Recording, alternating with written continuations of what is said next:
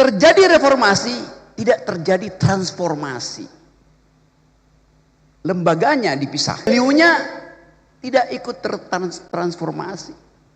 Tadi dikatakan polisi harus kembali pada prinsip supremasi sipil, itu juga salah. Yang mesti supreme itu bukan orang sipilnya, tapi nilai-nilai sipil.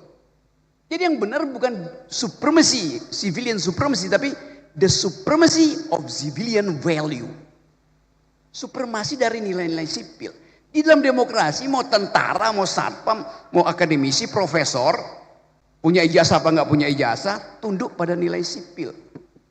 Lampu merah artinya tentara harus berhenti, polisi harus berhenti, profesor harus berhenti. Itu namanya nilai sipil. Jadi lampu merah itu nilai sipil, lampu hijau nilai sipil. Nah, itu yang kita mau biasakan kan. Jadi sebetulnya kita mau bongkar dulu bahwa kenapa hari-hari ini ada ketakutan pada, tadi Usman Hamid pakai istilah the revival of authoritarianism. Sebetulnya itu masih abstrak, kembalinya otoritarianisme. Lebih tepat creeping militarism. Pengamat dunia sekarang menganggap Indonesia militerisme itu lagi merangkak, creeping. Dan itu yang sebetulnya lebih berbahaya daripada reformasi. Reformasi TNI tersusul oleh creeping militarism, kita balik pada the revival of authoritarianism. Itu soalnya tuh. Jadi saya mau terangkan bahwa ada reformasi, terjadi pemisahan lembaga tentara dan militer, tapi hanya sekedar reformasi, bukan transformasi. Kenapa? Karena nilai-nilai militeristik tidak tercegah di 98. Nilai-nilai itu carry over ke dalam sistem demokrasi. Jadi sebetulnya kita belum masuk di dalam era demokrasi. Reformasi tidak menghasilkan demokrasi. Terjadi perubahan kelembagaan tapi tidak terjadi perubahan nilai-nilai berdemokrasi.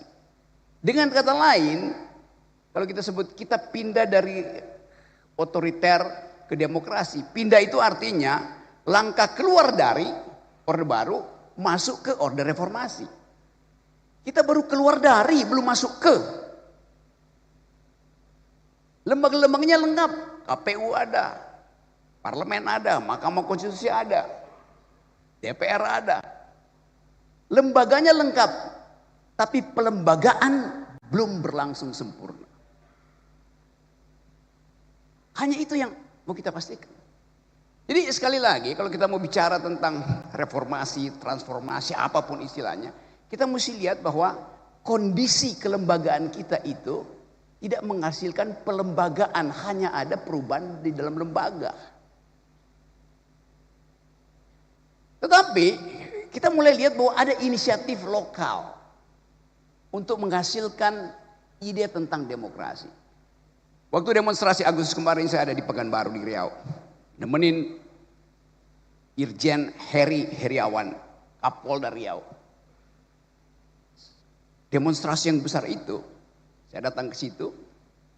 Yang dipajang di depan para demonstran, menyambut para demonstran bukan panser, bukan water cannon, tapi spanduk besar ditulis oleh Kapolda Riau, Saudara Heri Heriawan.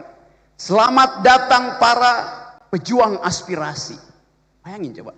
Dia sambut dengan spanduk itu. Nggak ada ketakutan. Demonstran ngoceh suka-sukanya. Karena dia anggap demonstrasi itu pejuang aspirasi. Dengan cara itu langsung terbagi kimianya tuh. Pejuang aspirasi diterima. Provokator dihalangi. Yang memperjuangkan aspirasi pasti pakai argumen. Yang ingin merusak demonstrasi pasti pakai molotov. Mudah dipisahkan. Jadi contohlah Kapolda Riau. Bukan saya puji-puji, tapi faktanya begitu. Dia menerima protes itu sebagai pejuang aspirasi. Spanduknya di depan. Mahasiswa datang, digelar spanduk di depan tiba-tiba. Selamat datang para pejuang aspirasi. Karena kita menghormati mahasiswa yang berjuang untuk menghasilkan perubahan politik. Nah, itu dasarnya. Satu waktu saya bertemu dengan Pak Kapolri. Saya lagi membantu. Saya cerita aja soal sebelum saya bicara teorinya. Saya lagi berupaya untuk membuat beberapa Polda itu laboratorium tentang civilian value. Nah, karena saya berteman dengan Pak Herimen, saya bolak-balik ke Pekanbaru. Tiba-tiba ada seorang tokoh masyarakat sipil WA saya. Rocky Gerung, Anda ternyata sudah dibeli oleh polisi itu. Bayangin coba. Kenapa? Terlihat Anda berfoto dengan Pak Sigit, Kapolri. Lagi nanam pohon. Dan Anda bicara, pidato di samping Kapolri. Saya bilang enggak. Pak Sigit tidak di samping saya, dia di belakang saya. Kenapa enggak dibalik? Bahwa saya yang membeli Kapolri, bukan saya yang terbeli. Karena saya nyusun kurikulum tentang hubungan antara polisi dan lingkungan yang disebut green policing yang dipromosikan oleh Kapolda Riau. Jadi bayangin, masyarakat sipil pun mencurigai aktivitas masyarakat sipil karena dia nggak paham bahwa lebih banyak orang yang mati karena kerusakan lingkungan daripada yang mati di jalan raya. Itu soalnya. Jadi kepicikan aktivis masyarakat sipil juga ada karena kecengengan, nggak bisa berpikir.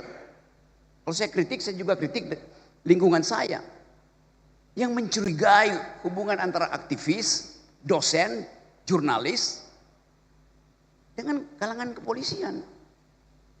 Rocky Gerung sudah terkooptasi oleh Kapolri.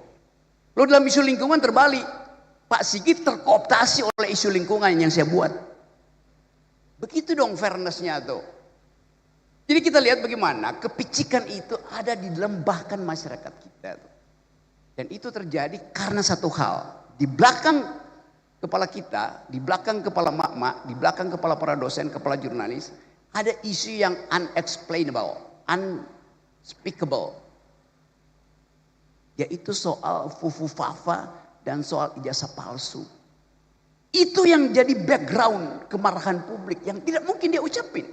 Karena menunggu kepastian isu ini sampai di mana tuh. Kita bikin riset, saya bikin riset, isu ini akan ada di semester ke depan, masih ada di situ.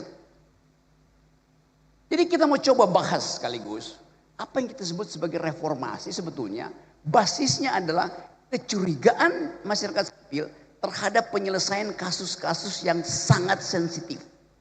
Mereka tidak bisa ucapkan. Saya pakai satu istilah, deep psychology, psikologi dalam masyarakat kita adalah bimbangan, kecurigaan, ketidakpastian. Ketidakpastian politik sekarang disiram dengan ketidakpastian ekonomi. Maka orang akan cari siapa yang harus bertanggung jawab.